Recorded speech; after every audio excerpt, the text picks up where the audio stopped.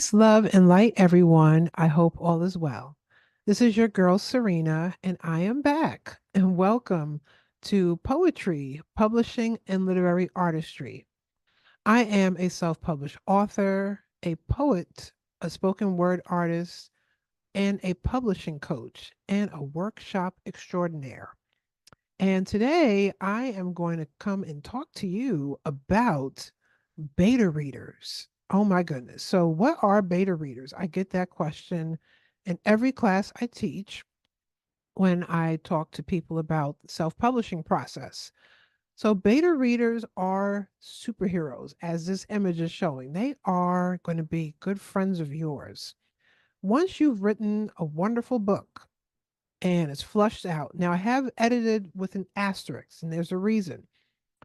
Um, only only some people that get their books edited before a beta reader reads it are those that need heavy editing. Some people um, have the greatest stories in mind, but grammatically they need assistance.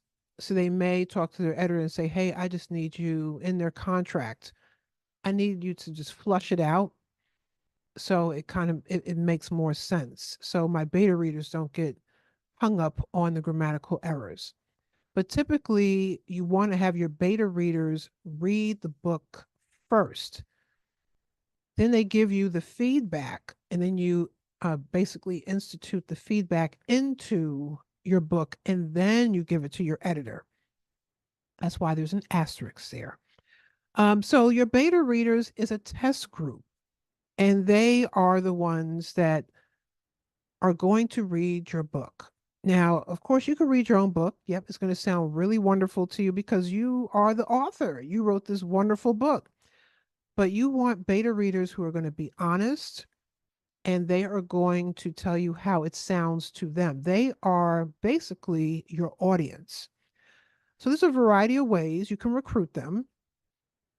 You can go on social media platforms. You can go to organizations. There's writers groups. There's organizations. I live in the DC area. We have different organizations here that have poetry groups and writing groups. And you can put out a call for readers on your website if you have a website or on social media. You can ask friends and colleagues. If you ask friends, you want them to be open and honest about your book. You also want to have people that are avid readers, not just people who say, "Hey, I want to read your book," just to read it, and then 6 months later they're still sitting on your book. You want to make sure that when you have beta readers in place, that you have an agreement with them. Pretty much it's almost like a contract, but you want to have a deadline in there. You want to make sure that they have your book back to you because you want to have time to take that feedback and then put it into your book, flush it out so you can then send it on to your editor.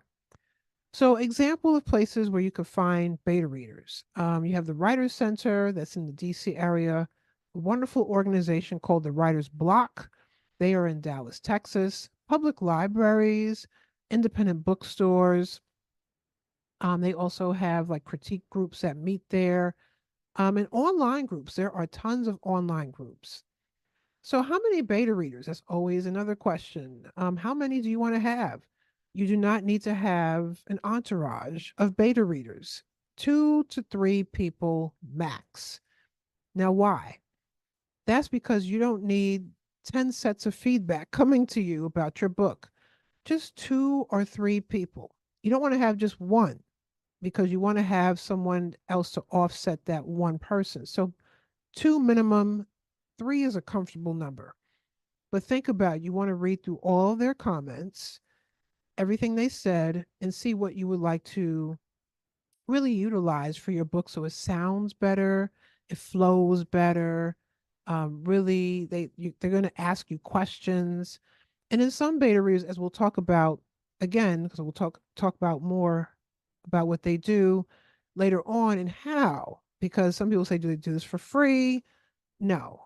Some may do it for free, but some may want a stipend. But we'll talk about that in another segment.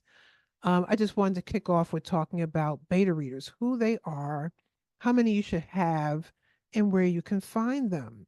So you have to stay tuned to learn more about beta readers. So that is my time for today. Beta readers are going to be your superhero when it comes to your books. All right, so tune in for more segments right here. You can check me out on my website if you have questions, you want to learn more about poetry and the self-publishing process as well. You can go to my website, serenawills.com, SERENAWILLS.com, or you can check me out on social media under Divine Right. That is my spoken word and stage name, DIVINEWRYTE. Don't forget the Y. And on Facebook, I am underneath Serena Wills, all one word. So that is my time for today. I hope you learned a lot about beta readers. Stay tuned to learn more in upcoming segments and take good care. One love. Bye now.